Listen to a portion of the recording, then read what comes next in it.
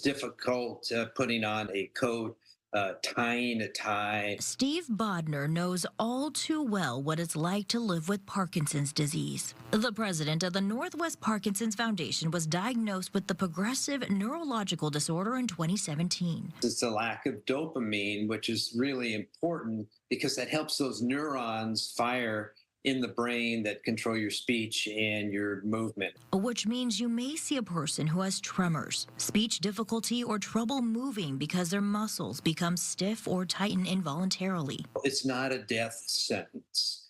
It is a progressive neurological disease in which there is no cure right now. But Steve says there's hope. Hope that Lisa Holt, the program director and detection trainer for PADS for Parkinson's, says comes in all shapes and sizes, even in the form of a dog. PADS stands for Parkinson's Alert Dogs. PADS is the first program that trained dogs to detect an odor associated with Parkinson's. The nonprofit started on the San Juan Islands in Washington state in 2016. You start with pairing the odor that you want the dogs to learn, and you pair it with something that the dog considers a very high value reinforcer or reward. Lisa says their research found dogs can sniff out Parkinson's disease with up to 90% accuracy. The hope is that one day these dogs can help medical scientists identify people before the symptoms of Parkinson's start. For people who don't understand this, there is no absolute diagnosis for Parkinson's disease outside of an autopsy today. And once the source of the disease is identified,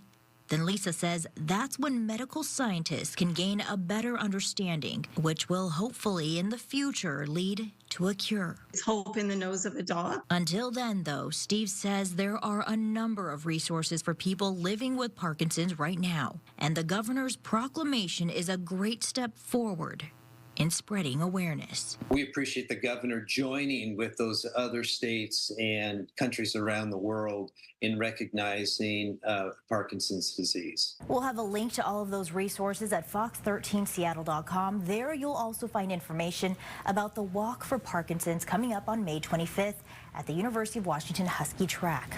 As for the PADS program, Lisa tells me it actually moved from Washington to France last year to further the research. In the newsroom, Shira Matsuzawa, Fox 13 News.